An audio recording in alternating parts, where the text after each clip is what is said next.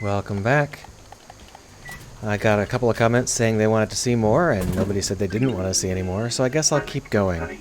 Sanity, a delicious green tea that is known to help you remain calm and collected in the face of cosmic insanity. Other flavors were introduced, but they all failed. I'm not going to show you every instant of the game, there's just no point. But I'll try and cover, most of the main central points as we hit them. And I'm sure there's going to be a lot of me muddling around and just randomly doing things too. Here is the third foot bath. This one is the most useful in terms of powers, because now we can see where everything is. And this will allow us to collect all the collectibles that we might otherwise miss.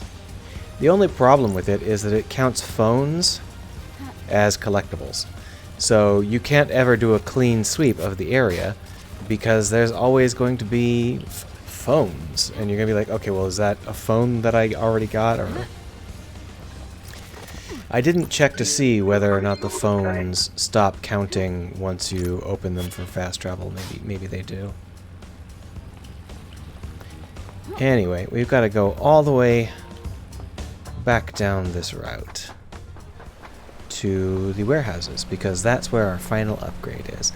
Once we have that final upgrade, we can start to go through all of these areas just as we'd like, because we will have all of the tools available to actually do all the things we might need to do. Boo-doo-boo-doo-boo.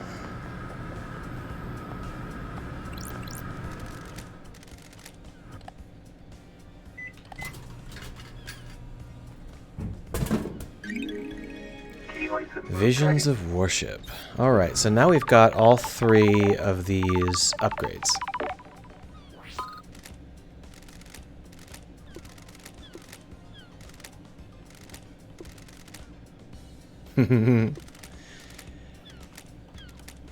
Buy more drinks. And that's pretty much the last we'll hear from them until we've bought literally every drink on the island, at which point they will give us a very, very basic reward. But let's go ahead and install them. There we are. Hooray. Now that we've got all three of those upgrades, the island is ours. We can just hack our way through anything that we need to get through. I mean, there still is some sort of order of operations that will happen here and there. Like if we don't know something, certain things won't occur. But for the most part, we are now free to do as we would like. I think what I would like to do is head upstairs and visit, well, I'm trying to think about the fastest way to get to various places. Yeah, let's go visit the Ziggurat. Let's go visit the graveyard. And once again, we'll just take this elevator up to visit our buddy Bones. I forget what his name is all of a sudden. I'm not sure if we're ready to hang out with him again. He's the only person we've hung out with more than once. Sam Daybreak, that's his name. Oh, we can hang out with him again. I saved your glass. You remember, don't you? A glass perfect for a carved ice ball. I have my own blend, Night Alone, a deep whiskey with complex flavors. The spice mixes with the orange and a hint of honeysuckle. It's meant to be savored without being diluted. I hand carve the ice for each glass, and your glass has a perfect shape. I have been wearing down my knife over millennia. I sharpen it every morning so that I may carve ice into sparkling diamonds. What? This knife was born for ice, not death. Oh. Everything has a place in a blend. If you push me for an answer, it's my love for Lydia. You can relate, can't you? So this is obviously subtext, or I guess it's not really subtext. Yeah, we'll call it subtext. Subtext about his role with the various crimes on the island. Sorry. So we were married, or I don't know if we were married. We were involved with this guy named Isaiah. He's almost certainly one of the people in the Blood Bar skits.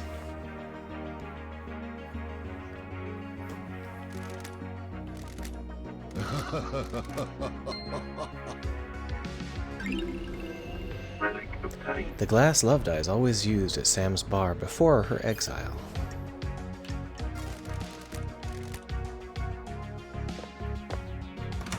I really enjoy the way that people say goodbye in this game, because it really hammers home that everybody is acting pretty normal, but the things they're doing and the things they're saying are quite weird, and I think that that's very nice. It's like, it's obviously quite fake. It's not like there's an actual culture behind this, and even if there was, it would be a stolen culture. But it's something where you really know that it's not the same sort of normality you would have, because people are saying weird shit when they say goodbye. We're trying to find our way up to the Ziggurat here. There is a gap somewhere.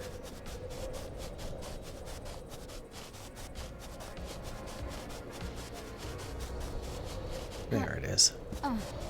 Here we are. This is not the front entrance. It's not an entrance at all, but it's obviously on purpose. There was a gem here. We picked it up long ago. And we are moving through this area. I guess I better mention this. I mentioned this in Control as well. There is screen space reflection. Control doesn't use Unreal. I believe it uses a custom engine, but it uses the same lighting methods as Unreal in terms of things like screen space reflection. And you can see that it's a screen space reflection because the less of the trees we can see on the screen, the less get reflected. And if you're wondering why that looks like that, you might think that's just a suitable visual for a trippy game like this, but it's actually a limitation of how these reflections are calculated. That's why most games go to some length to try and make it so that you are not going to see these reflections at times when it's going to be obvious that it's a screen space reflection. But this game is happy to engage with the ugly aesthetic. It's kind of more psychedelic that way, don't you think? So the Ziggurat is focused on death, as you might expect. There's subtle hints here and there that this might be a death-centric location. We are currently wandering through the skulls, the giant skulls. I thought there were gems inside them. There are not. There might be gems in another part that I'm just misremembering. But this place, although it is all about death, it does not go as far over the top as some of the other locations in the game. Maybe that's because it's supposed to be contemplative. Or maybe it's because they're reserving the weird stuff for inside. The lucky doll. So many things get dropped. That is, of course, a doll of crimson acid. Now let's see whether or not the subtlety of the outside continues to be subtle even on the inside, or whether they use this as an opportunity to just go ballistic and just break out the weirdest stuff they can think of. Yeah, it's not very subtle in here, is it? This was one of the very first places I came in the first time I played this game. But I had a very hard time with it for a couple of reasons. The first reason I had a hard time with it is because I didn't have enough gems to actually do all of the things they want you to do in here. And the second reason is because I couldn't find my way around. It's a very challenging room to work out, to try and figure out what it is actually about. Its layout is quite simple in terms of, actual top-down map ideas. But in terms of how these paths fold around each other, if you stop being on the ground and you start to wander around over here or whatever, you can really quickly lose track of where you've been, especially if you aren't actually collecting all of these little temple pieces. And I noticed that in one of the previous episodes, I opened a temple on one of these beaches and I forgot to actually pick up the thing inside. We'll go back and get that later. Beautiful Spectre, Master of the Astral Hunt.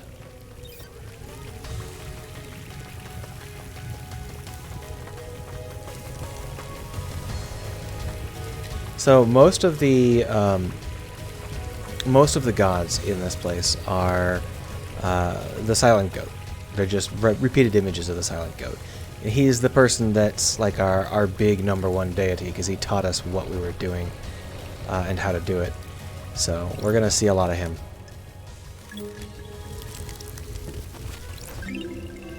Vile Embrace. Most of these are the same things that you will see if you examine the statues downstairs. But if you come here early, you might not notice that until much later, because these are things that are really interesting to read the first time, and then, you know, by the time you get around to reading them again, it's been so long you've forgotten. So we're not actually getting anything out of this, we're just doing the collectibles because we're doing the collectibles. Destroyed Eden, a huge centaur god that roams space. He made a crown of asteroids and filled their caves with harems of fanged men.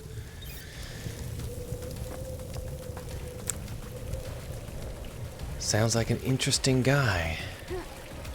So we are not bound to stay on the marble paths. We can go anywhere we want in this area.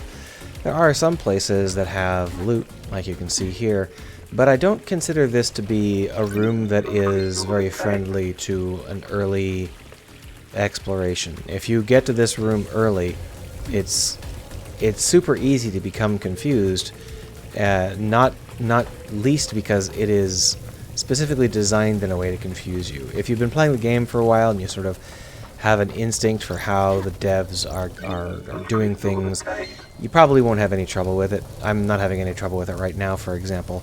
But first time I came up here, I was really lost. I had no idea what was going on. So what I'm doing right now is I'm doing a basic ground level sweep, and then we'll take to the tumorous rocks. And you can see it is basically just the same kinds of stuff repeated over and over and over. And that's absolutely fine. If you're doing this kind of game, you're going to have to repeat yourself a lot. That's just Moonlight Petal again. So you need to figure out how to decorate things in a way that doesn't end up costing you too much. And the way they do that is they only have like 8 different statues. And they just use them a lot, and they put in like blood spatters and stuff, and it works out fine.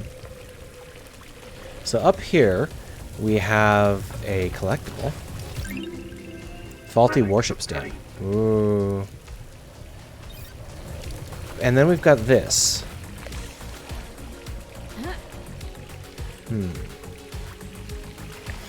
That's actually a puzzle. So we're gonna go do that puzzle in a minute. Just make sure we've collected the various pieces of currency. We can just actually meditate for a second, can't we?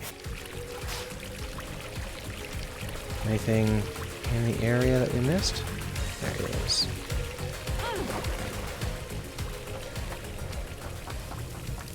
Aha!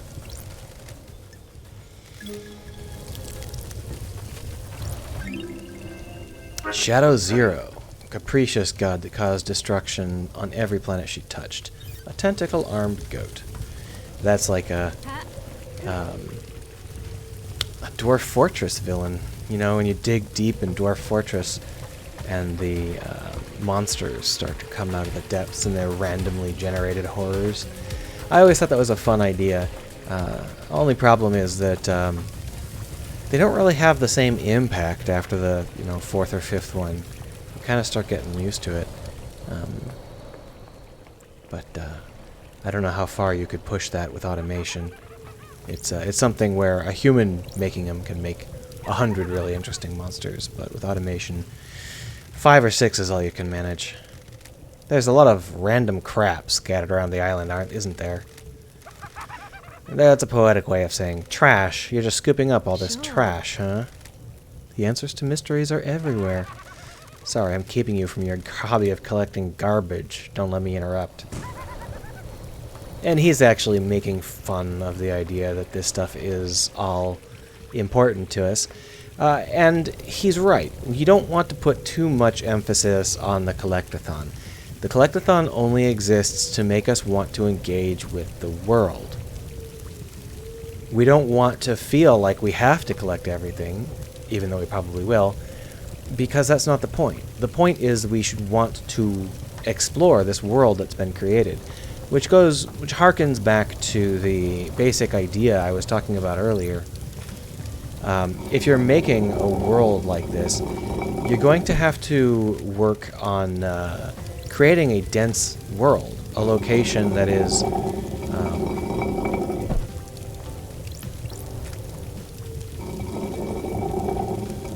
not quite.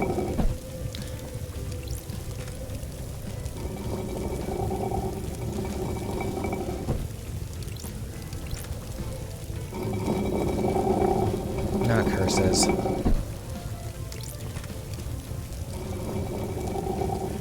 Nope. I'm sure this is very entertaining. I wasn't paying attention when I started to do this, and now I've just kind of messed it up semi-permanently. Wait, we're back where we started.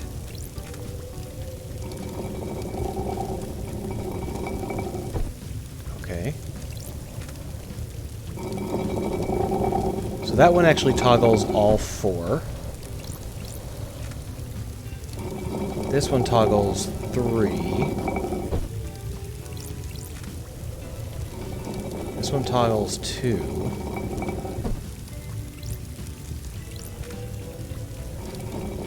This one toggles the last 2.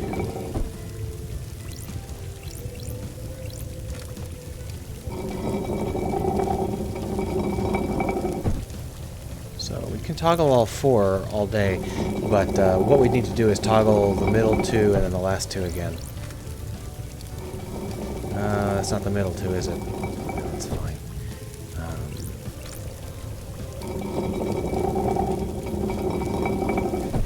This is so embarrassing because the first time I did it, I was fine. I just like, boom, boom, boom, got through it. You know what? It's been 20 minutes. We're going to stop. I'll do the puzzle, and then we'll boot up again after I've done that.